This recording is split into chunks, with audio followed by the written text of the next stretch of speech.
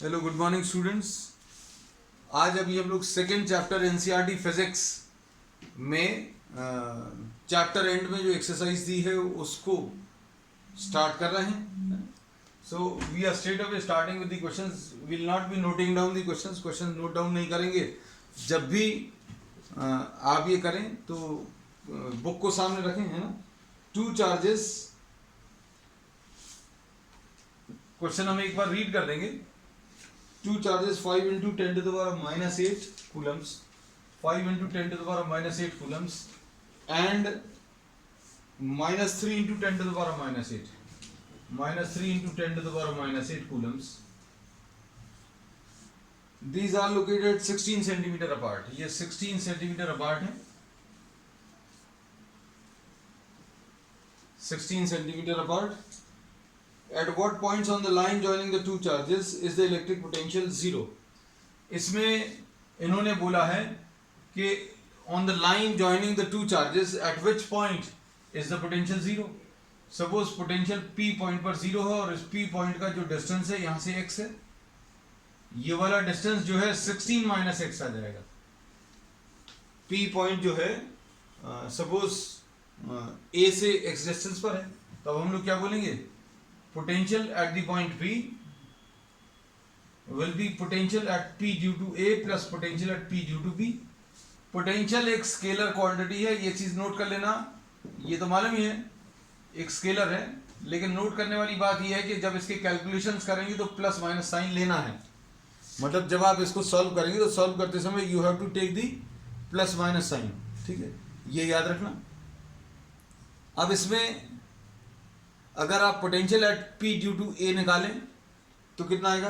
P पर A के कारण, P पर A के कारण कितना आ जाएगा? P पॉइंट पर इसके कारण 5 into 10 to the power minus 8। Potential का formula Q upon 4 pi epsilon 0 R। तो फॉर्मूलेस भी बताते चलेंगे। 5 into 10 to the power minus 8 upon 4 pi epsilon 0 x आएगा। अब x जो है x सेंटीमीटर्स में, इसको मीटर्स में चेंज कर लेना, है ना। मीटर्स में नहीं भी चेंज करोगे तो भी कोई दिक्कत नहीं है। क्यों दिक्कत नहीं है, अभी हम आपको इसका रीजन भी बताएंगे।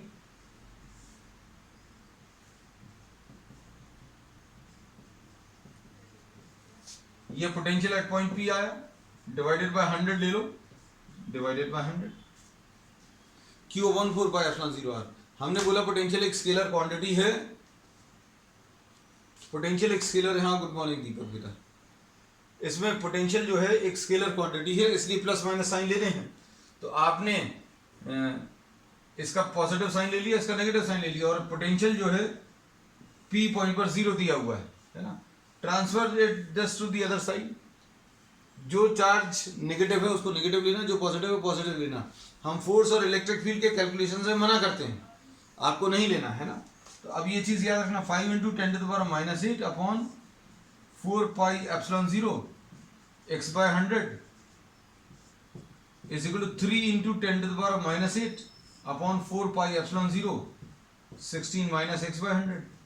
पोटेंशियल जो P पॉइंट पर है वो जीरो दिया हुआ है, इसलिए इसको उधर ट्रांसफर करेंगे, 0 प्लस दिस वैल्यू, ऐसा कुछ आ जाएगा। अगर आपने ये 100 से अगर डिवाइड नहीं भी किया होता तो भी चल जाता। क्यों? क्योंकि दोनों तरफ अल्टीमेटली ये कैंसिल होने वाला है। अब 4 पाई एप्सिलॉन 0 और 4 पाई एप्सिलॉन 0 भी कैंसिल हो गया, ठीक। अब 10 टू द पावर माइनस 8 और 10 टू द पावर माइनस 8 भी कैंसिल हो गया। क्रॉस मल्टीप्लाई कर लो, सॉल्व कर लो, है ना। तो अब जिसके कैलकुलेशन बहुत ज्यादा बड़े होंगे वो अभी हम लोग नहीं लेंगे, और जो सिंपल होंगे वो सिंपल कैलकुलेशंस अभी हम इसमें बता देंगे। तो ये कितना आ जाएगा? 80 minus 5x will be equal to 3x। 80 minus 5x ऐसी कुछ आ रहा है। तो what is the value which you get? ये आ जाएगा 80 इक्वल टू, सॉल्व करने पर बताओ बेटा, जल्दी बताओ कितना आ रहा है। 80 is equal to 8x, x की वैल्यू 10 आ गई, है ना। तो x की वैल्यू 10। तो ये याद रखना इलेक्ट्रिक फील्ड, ये अभी हमने इलेक्ट्रिक फील्ड में भी बताया था, पोटेंशियल में भी बता रहे हैं कि ये जो जीरो वाली जो कंडीशन मिलती है वो nearer to the smaller charge आती है हमेशा।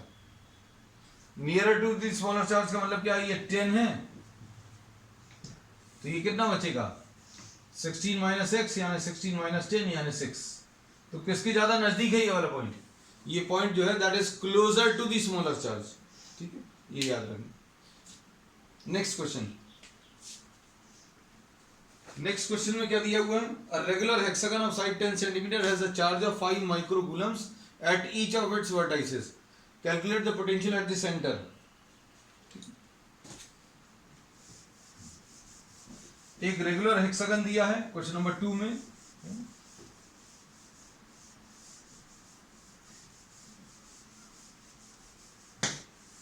इसमें अब इस सेशन में ये जो न्यूमेरिकल्स का जो पार्ट है उसमें पूरा चैप्टर आपका रिविजिट हो जाएगा।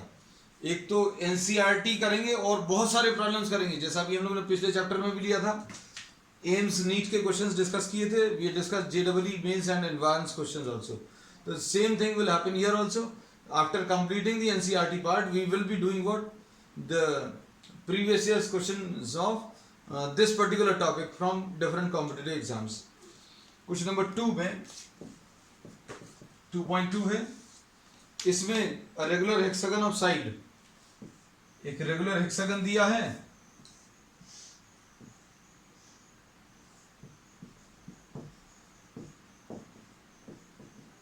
जरूरी नहीं है इसके नाम लिखना, अभी हमने लिख दिया। इसका साइड 10 सेंटीमीटर है, ठीक है, and each of its vertices 5 microcoulombs, 5 microcoulombs is placed, 5 माइक्रोकूलम्स।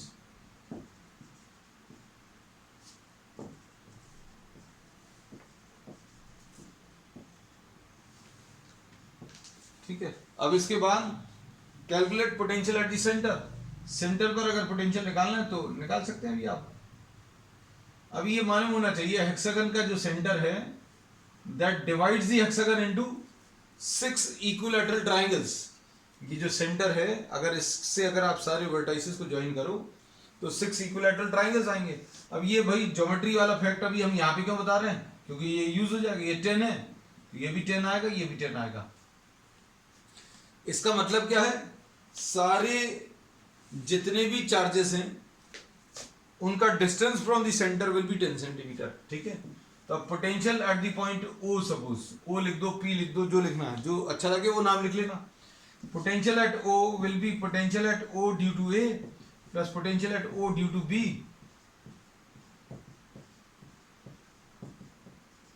हमने इसलिए नाम लिख लिए थे, और ये सारे पोटेंशियल सेम आएंगे, लिखने की जरूरत है क्या। देखो चार्ज सेम है, सभी जगह चार्ज की वैल्यू तो सेम है और सभी का सेंटर से डिस्टेंस भी सेम है। तो अभी हम लोग क्या कह सकते हैं, ये सारी वैल्यू जो है सेम आएंगी।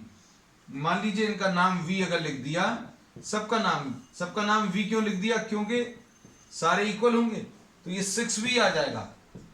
And v will be what, potential due to one charge. Potential due to one charge कितना आ जाएगा, 6 इंटू, फॉर्मूला क्या है, हम ये फॉर्मूला भी हमेशा बता देते हैं, 4πε0r। इसलिए इस सेशन में फायदा होने वाला सभी को, क्योंकि आपको पूरा चैप्टर जो है फिर से रिवाइज हो जाएगा। जो भी आप पढ़ चुके हैं आप साथ में थोड़ा बहुत पढ़ते चलना, और न्यूमेरिकल्स के through will be revisiting the entire chapter. अब इसमें 5 इंटू 10⁻⁻6 आया, ठीक, ये चार्ज आ गया, और ये 1/4πε0 ये कितना आ जाएगा, 9 इंटू 10⁻9 ऐसा कुछ आएगा।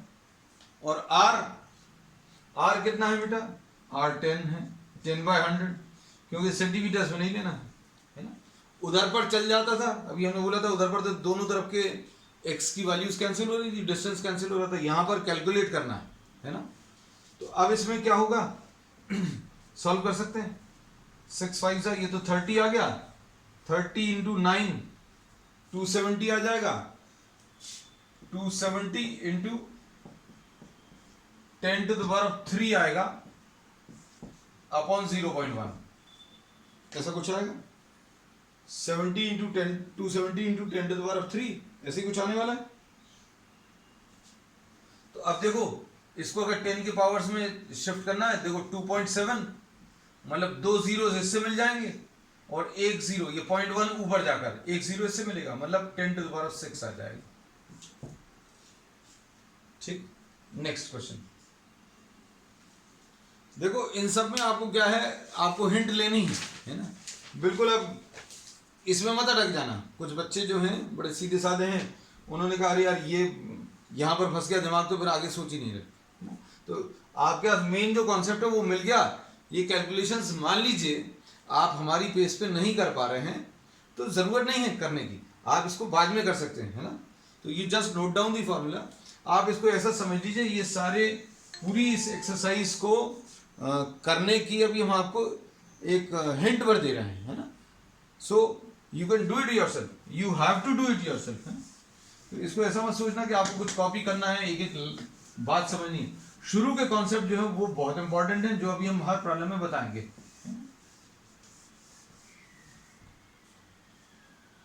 अब इसमें question number 3, two charges 2 microcoulomb and minus 2 microcoulombs are placed at points A and B 6 centimeter apart. Identify an equipotential surface of the system.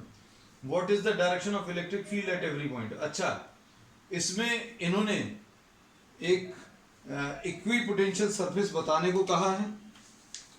Charges कितने कितने हैं, कैलकुलेशंस कुछ नहीं करने को कहा है, लेकिन हम कैलकुलेशंस भी थोड़े से करा देंगे। 2 माइक्रोकूलम्स और माइनस 2 माइक्रोकूलम्स, ऐसा कुछ है। ये ए है, ये बी है, ठीक। अब इसमें ये कितने डिस्टेंस पर है, 6 सेंटीमीटर पर है। भाई आपको अगर मालूम हो क्या कि पोटेंशियल का फॉर्मूला ये होता है Q/4πε0r, ऐसा कुछ होता है। तो अगर आप इसके परपेंडिकुलर बाइसेक्टर पर कोई पॉइंट ले लें,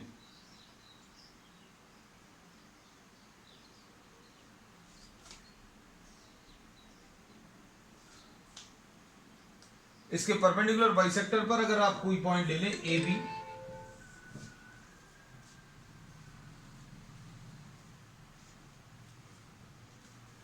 परपेंडिकुलर बाइसेक्टर पर कोई पॉइंट अगर आप ले लें, तो इस पॉइंट का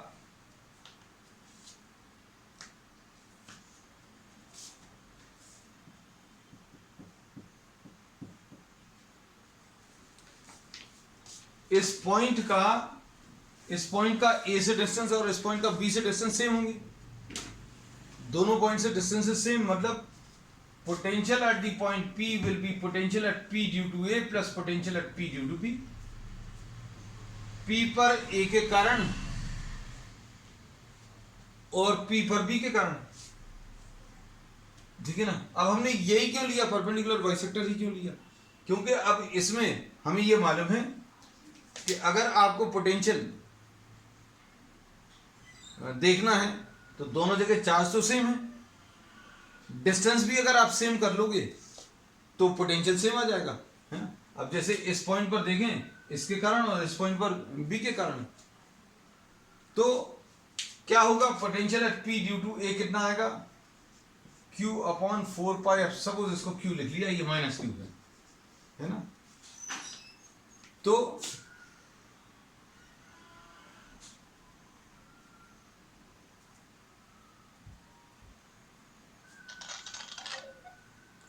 अब इसमें अभी हम लोग क्या बोल रहे हैं, सपोज फॉर एग्जाम्पल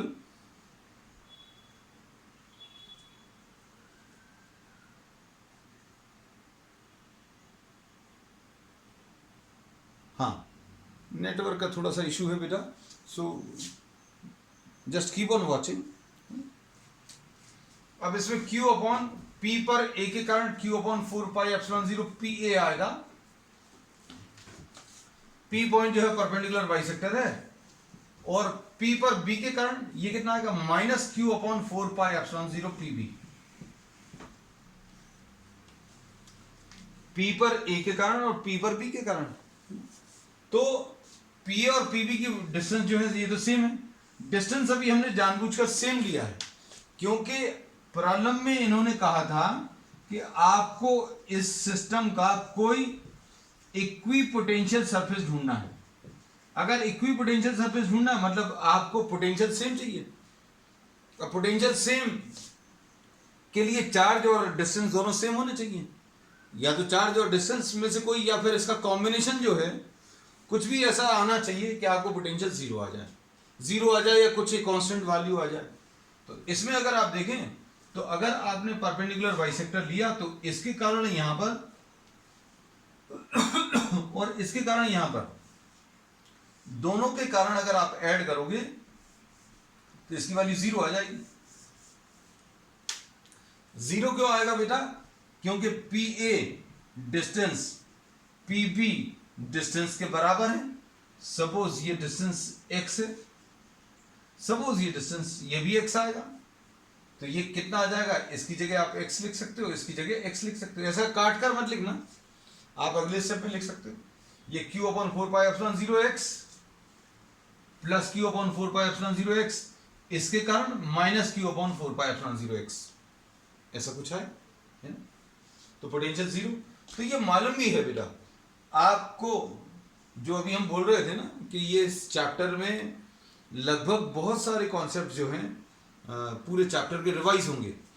तो ये रिवीजन वाला पार्ट भी है। डाइपोल में, किसी भी डाइपोल में इक्वेटोरियल पोजीशन में पोटेंशियल जीरो होता है। पोटेंशियल की वैल्यू कितनी होती है? जीरो होती है। लेकिन इलेक्ट्रिक फील्ड जीरो नहीं होती। 1 मार्क क्वेश्चन में यह भी आ जाता है क्या कि आप एक ऐसा एग्जाम्पल बताइए जहां पर पोटेंशियल जीरो है लेकिन इलेक्ट्रिक फील्ड जीरो नहीं। तो इक्वेटोरियल पोजीशन वो एग्जाम्पल है। इक्वेटोरियल पोजीशन यानी परपेंडिकुलर बाइसेक्टर पर कोई भी पॉइंट, यहां पर पोटेंशियल जीरो होगा लेकिन इलेक्ट्रिक फील्ड जीरो नहीं होगी। इलेक्ट्रिक फील्ड जो है कैसी आएगी याद है? इस पॉइंट पर टुवर्ड्स द नेगेटिव, और इस पॉइंट पर इसके कारण away from the positive. Electric field towards the negative, away from the positive, ऐसी कुछ। तो इलेक्ट्रिक फील्ड का ये डायरेक्शन आता है। अब थोड़ा सा पढ़कर देखना, जैसा भी हमने बोला, ये एक मौका रहेगा आपको सारे टॉपिक्स को एक बार दोबारा देखने का। कुछ कुछ चीजें हम बताते चलेंगे और कुछ कुछ चीजें आप देखते चलिएगा, है ना? तो इलेक्ट्रिक फील्ड का की वैल्यू इस डायरेक्शन में आती है ना? फॉर्मूला भी आप देख लेना इसका, P अपॉन 4 पाई एप्सिलॉन 0 कुछ होता था, है ना? P upon 4 pi epsilon 0 under root of r square plus a square to the power of 3/2, ऐसा कुछ, है ना? तो अभी चूंकि जरूरत नहीं इसलिए लिख भी नहीं रहा। तो इलेक्ट्रिक फील्ड जो है कैसी आती है? Parallel to the dipole axis and opposite to the dipole moment, है ना? तो अब इसमें अभी हम लोग बोलेंगे इस पॉइंट पर पोटेंशियल जीरो है। आप यहां पर देखोगे तो भी पोटेंशियल जीरो आएगा, यहां पर देखोगे तो भी potential zero.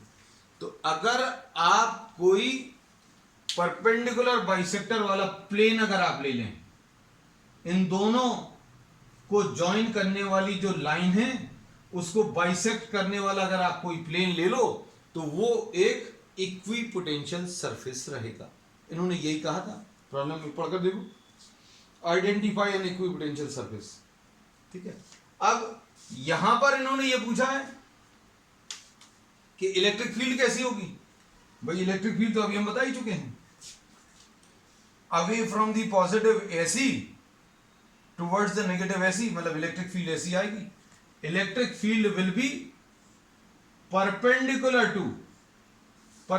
To the equipotential surface. और ये प्रॉपर्टी होती है, किसकी प्रॉपर्टी होती है? इक्विपोटेंशियल सरफेस की प्रॉपर्टी होती है। क्या? कि इलेक्ट्रिक फील्ड लाइंस या electric field is perpendicular to equipotential surface, ठीक है? तो इस प्रॉब्लम में आपको कैलकुलेशंस कुछ नहीं करने थे, सिर्फ एक कॉन्सेप्ट वर्ड डिस्कस हुआ है, ठीक है? तो इक्विपोटेंशियल सरफेस ढूंढने को कहा था, तो इक्विपोटेंशियल सरफेस कौन सा होगा इसको आप अपने शब्दों में लिख लेना। Plus Q and minus Q है। Equipotential surface will be what? The perpendicular bisector plane of the two given charges. एक ऐसा प्लेन जो दोनों चार्जेस को ज्वाइन करने वाली लाइन का परपेंडिकुलर बाइसेक्टर प्लेन है। और इलेक्ट्रिक फील्ड वहां पर कैसी आएगी? इलेक्ट्रिक फील्ड जो है परपेंडिकुलर टू दी सरफेस आएगी, और ये प्रॉपर्टी होती भी है। हमने दो चीजों को कंबाइन किया, एक तो इक्विपोटेंशियल सरफेस बताया और इलेक्ट्रिक फील्ड का डायरेक्शन। अभी हम लोग पुराने टॉपिक्स में कर चुके हैं, आज फिर से रिपीट भी कराया कि इलेक्ट्रिक फील्ड का डायरेक्शन ऐसा क्यों आएगा। ये इलेक्ट्रिक फील्ड है और ये इक्विपोटेंशियल सरफेस है,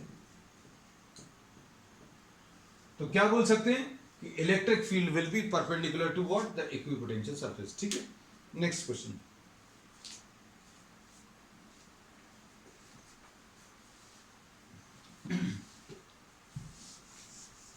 एग्जाम्पल याद रखना बेटा, अभी हमने क्या बोले थे, ये 1 मार्क क्वेश्चंस में बोर्ड के हिसाब से या किसी भी एग्जाम में आप आ रहे हैं तो एक अच्छा कॉन्सेप्चुअल क्वेश्चन है। क्या कि example of a situation where potential is zero, electric field is not zero. तो अभी हमने बता दिया ये कौन सा है, इक्वेटोरियल पोजीशन। ठीक है, अब इसका उल्टा क्या होगा? Give an example where v is not equal to zero but e is equal to zero. ये पहला क्वेश्चन, ये दूसरा क्वेश्चन। आप एक ऐसा एग्जाम्पल दीजिए जहां पर पोटेंशियल जीरो नहीं है लेकिन इलेक्ट्रिक फील्ड जीरो है। वो कहां पर होगा? वो किसी भी कंडक्टर के अंदर होगा। कंडक्टर के अंदर क्या होता है बेटा? किसी स्फेरिकल कंडक्टर के अंदर इलेक्ट्रिक फील्ड की वैल्यू कैसी रहेगी? जीरो रहेगी। Electric field inside a conductor is zero and potential inside is not zero. अंदर के किसी भी पॉइंट पर पोटेंशियल सरफेस के पोटेंशियल के बराबर होता है। ये अपन रोज मतलब पिछले 2-3 दिन से जो प्रॉब्लम्स ले रहे हैं या टॉपिक्स ले रहे हैं उसमें डिस्कस हो रहा है ना। चलिए नेक्स्ट क्वेश्चन। तो ध्यान देना बेटा, क्वेश्चंस को करते चलना साथ में और थोड़े थोड़े टॉपिक्स को रिवाइज करते चलना। Question number 4, a spherical conductor,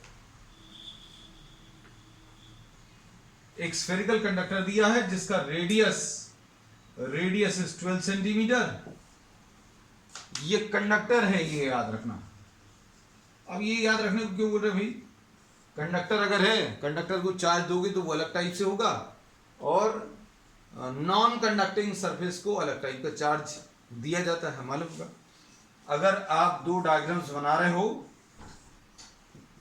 और इसमें चार्जेस ऐसे कुछ मार्क कर रहे हो और इनके बारे में कुछ नहीं बोला तो तुरंत अभी आप बोल दो कि बता सकते हो कि भैया ये कंडक्टर होगा, ये नॉन कंडक्टिंग मटेरियल है, यूनिफॉर्मली डिस्ट्रीब्यूटेड चार्ज है ना। ये कंडक्टर में charges are always present on the surface of the conductor, है ना। अब क्वेश्चन देखो आगे क्या दिया है। A spherical conductor of radius 12 cm has a charge of 1.6 into charge इसके ऊपर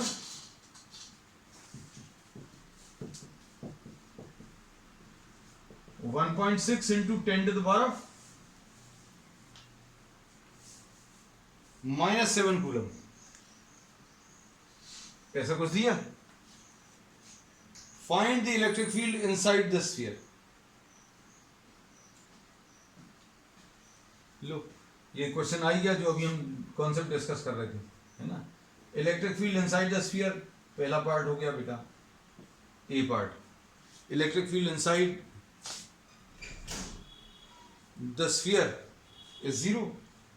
अब जस्ट आउटसाइड द स्फीयर, यहां पर अगर आपको चाहिए जस्ट आउटसाइड, यानी जस्ट आउटसाइड मतलब रेडियस 12 मान सकते हैं या डिस्टेंस 12 मान सकते हैं, है? तो फॉर्मूला क्या होता है इलेक्ट्रिक फील्ड का? देखो सारे कॉन्सेप्ट जो है रिवाइज होंगे। इलेक्ट्रिक फील्ड का Q upon 4 pi epsilon 0 r square. Charge कितना है बेटा? 1.6 into 10 to the power of -7, ऐसा कुछ है।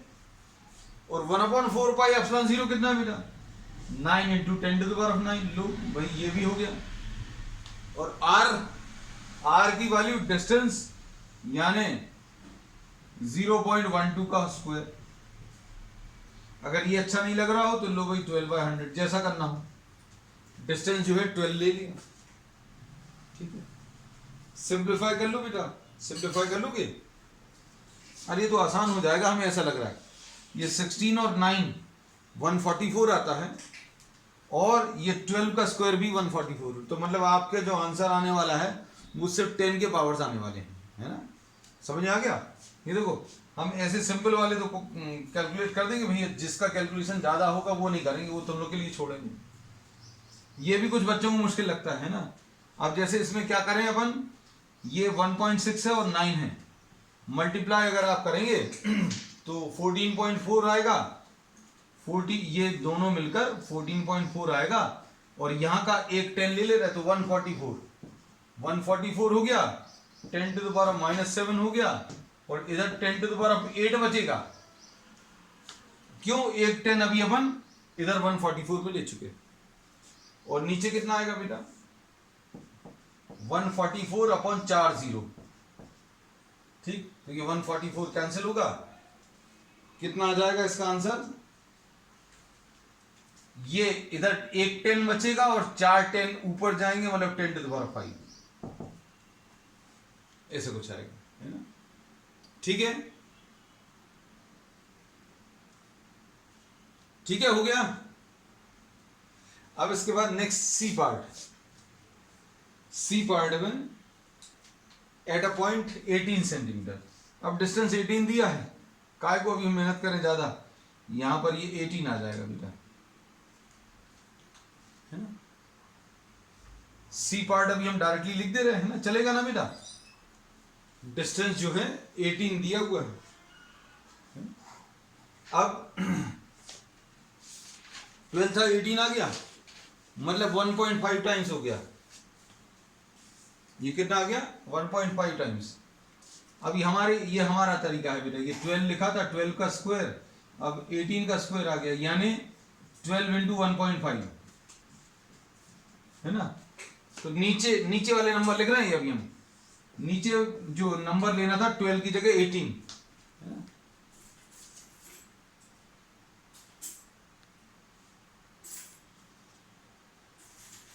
ठीक। अब ये सिंप्लीफाई कर लेना बेटा, ये 2.25 से डिवाइड हो जाएगा। ये तुम लोग मत इसमें सोचना ज्यादा कि ये पता नहीं कहां से ले आए, है ना? ये आ जाएगा 10 इंटू 10 टू द पावर 4/2.25। ये अब हमारा तरीका है। हमने क्या किया, हम बताएं। हमें 12 का तो आंसर मालूम था, 12 का आंसर कितना था? 12 का आंसर अभी अपन को मालूम है 10 टू द पावर 5। अब नीचे जो डिस्टेंस है वो पहले वाले डिस्टेंस का 1.5 टाइम्स कर दिया। पहले जो आंसर आया था उस डिस्टेंस का अभी हम लोग कितने टाइम्स? 1.5 टाइम्स, क्योंकि 12 का 1.5 18 आ जाएगा, है ना? तो अभी हम लोगों को इसका आंसर तो मालूम है बेटा, कितना मालूम है? 10 टू द पावर 5 निकाला था, और ये 1.5 का स्क्वायर हो ले लो, बस खत्म। हमने सिर्फ इतना सा कर लिया, तो कुछ 4 पॉइंट कुछ आ जाएगा, है ना? कुछ 4 पॉइंट कुछ वैल्यू चेक कर लेना, इंटू 10 टू द पावर 4, ठीक है? आंसर इसका देखिए, हाँ आंसर इसका 4.4 इंटू 10 टू द पावर 4, ऐसा कुछ आएगा, है ना? तो मान लीजिए अगर कोई बात अगर नहीं क्लिक करती तो फार्मूला, तो आपको मालूम है फार्मूला बता दी, just have to substitute the values and simplify, ठीक है? अब इसका क्वेश्चन नंबर 5 देखो।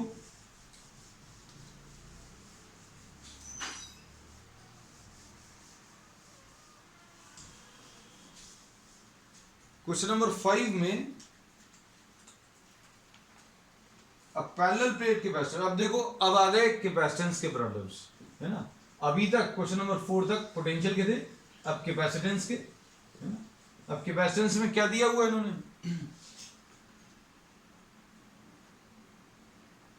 सी दिया है, कैपेसिटेंस 8 पिकोफैराड्स। कैपेसिटेंस अगर 8 पिकोफैराड्स है तो कैपेसिटेंस अभी आप सॉल्व कर सकते हो, कितना आएगा? अच्छा, picofarads is what 10 to the power -12, है ना? 8 इंटू 10 टू द पावर -12, ये मालूम है। हो सकता है इसकी जरूरत ही नहीं पड़े, हमें लगता है। अब इसके बाद इन्होंने क्या बोला, what will be the capacitance if the distance is reduced by half. Distance को रिड्यूस कर दिया to half, half the distance, ऐसा कुछ बोला। और फिर क्या बोला, and the space between them is filled with a substance of dielectric constant 6। दो चीजें कर दी कि डिस्टेंस को आधा कर दिया और एक डाइलेक्ट्रिक इंट्रोड्यूस कर दिया। तो सी का फॉर्मूला क्या है, एप्सिलॉन 0 ए बाई डी होता है ना। अब क्या होगा, इसकी वैल्यू मालूम है अपन को, कितनी मालूम है बेटा, प्रॉब्लम में दी है 8 इंटू 10⁻⁻12, ये याद रखना। हम कैलकुलेशंस नहीं कराएंगे ज्यादा इसमें, है ना। अब नया जो C आएगा वो K epsilon 0 A upon dy2 आएगा, ऐसा कुछ। तो ये सिंप्लीफाई करने पर कितना होगा बेटा, ये देखो, ये 2K into epsilon 0 A by D, ऐसा कुछ आएगा। ये 2B ऊपर ले लिया और K तो लिखा ही हुआ था ऊपर। अब इसकी वैल्यू अपन को मालूम है, इसकी वैल्यू कितनी मालूम है, 8 मालूम है। एप्सिलॉन 0 A बाई डी, इसकी वैल्यू 8 पिको फैराड्स है। तो अब ये कितना है, 2 इंटू 6 12, 12 इंटू 8, हमारे पास जगह नहीं बची पिको फैराड्स का 10⁻⁻12 लिखने की, है ना। 12 इंटू 8 कितना आ गया, 96। तो आंसर इज 96 पिको फैराड्स, ठीक है। नेक्स्ट क्वेश्चन, तो क्वेश्चन नंबर कौन सा था, क्वेश्चन नंबर 5 था। This was question number 5। Questions जरूर करना बेटा, अगर आपको फिजिक्स अच्छी करनी है, solve as many numericals as possible. आप जितने ज्यादा न्यूमेरिकल्स करेंगे उतना ज्यादा आपकी फिजिक्स अच्छी होगी, है ना। अब देखो कितने सारे कॉन्सेप्ट्स रिवाइज हो गए पुराने, जो अभी आपने बहुत समय से देखे भी नहीं होंगे।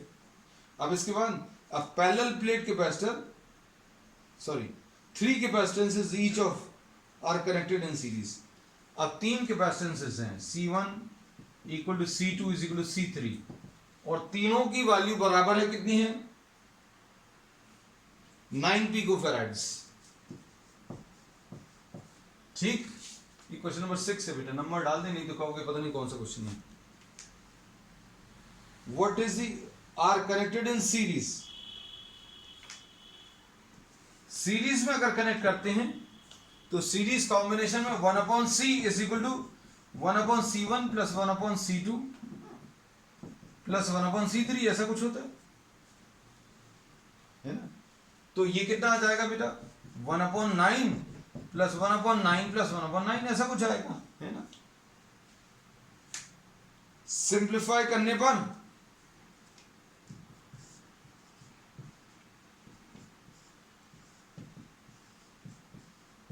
थ्री आ जाएगा। तो ये अभी हमें मालूम भी है कि कैपेसिटेंस जो है सीरीज कॉम्बिनेशन में डिक्रीज हो जाता है। अब उसके बाद क्या दिया है,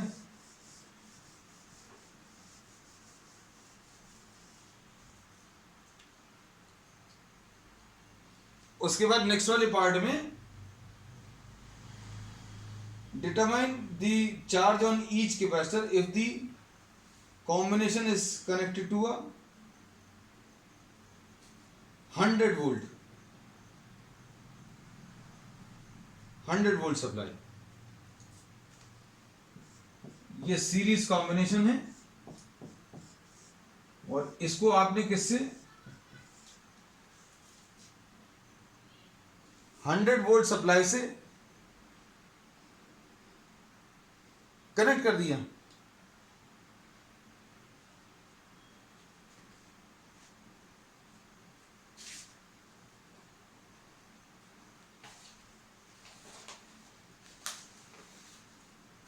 अब इसको आपने ये 9 पिको फैराड्स, ये 9 पिको फैराड्स और ये 9 पिको फैराड्स, इसको आपने किससे 100 वोल्ट से कनेक्ट कर दी। 100 है 120 कितना, अच्छा 120 वोल्ट सप्लाई है बेटा, द सप्लाई इज 120 वोल्ट्स, है ना, ठीक है, 120 वोल्ट्स है। अब इसमें हमने क्या किया, इन तीनों को कंबाइन करके ये 9 पिको फैराड्स की जगह अब हम लोगों ने कितना लगा दिया, 3 पिको फैराड्स, और ये 120 वोल्ट्स है। अब क्या करेंगे, Q is equal two capacitors कितने हैं, अच्छा ये कैपेसिटर, अच्छा तो Q की वैल्यू इसमें कितनी आ जाएगी, अच्छा चार्ज नहीं निकालना है, इसमें पोटेंशियल निकालना है। इसमें क्वेश्चन में अभी हमने अगला क्वेश्चन भी देख लिया बेटा आधा, इसमें क्या लिखा है, what is the potential difference, what is the potential difference across each capacitor if the combination is connected to 120। Next question देख लिया था अभी हमने। अब ये 120 वोल्ट्स अगर है तो अभी हम लोगों को ये मालूम है, इसकी जरूरत ही नहीं पड़ेगी, this 120 volts will be divided equally, क्योंकि इसमें अभी हम लोग क्या बोलते हैं, V is equal to what, V1 plus V2 plus V3 होगा, ठीक है। और मान लीजिए अगर ये आगे का कैलकुलेशन भी किसी ने कर लिया तो आप पहले चार्ज निकाल लो, चार्ज पूछा नहीं है, लेकिन Q is equal to C into V, यानी 120 into 3 into 10 to the power -12, charge पूछा नहीं, अभी हमने चार्ज भी निकलवा दिया, ठीक है। तो आज के लिए बस इतना ही। इसमें ये याद रखना, अच्छा हाँ, इसमें ये याद रखना, सीरीज कॉम्बिनेशन में चार्ज सेम होता है और पोटेंशियल जो है डिवाइड होता है, पोटेंशियल जो है इसमें डिवाइड होगा, और पोटेंशियल चूंकि ये कैपेसिटेंसेस इक्वल हैं, कैपेसिटेंसेस इक्वल हैं, इसलिए ये पोटेंशियल इक्वली डिवाइड होगा। और V जो है किसके प्रोपोर्शनल रहता है, V होता है Q अपॉन C, ठीक है। अब इसमें अगर अभी हम लोग बोले ये कैपेसिटेंसेस सारे सेम हैं, इनके सारे कैपेसिटेंसेस भी सेम हैं और चार्ज भी सेम है, तो पोटेंशियल भी जो है सेम आएगा। तीनों के ऊपर चार्ज सेम क्यों है, क्योंकि सीरीज कॉम्बिनेशन है और तीनों के कैपेसिटेंस सेम भी हैं। अगर ये कैपेसिटेंस अलग अलग होते तो potential would have been inversely proportional to capacitance. अभी कैसे होता, आगे जो प्रॉब्लम्स आएंगे उनमें अभी हम लोग डिस्कस करेंगे, ठीक है। That's all for today.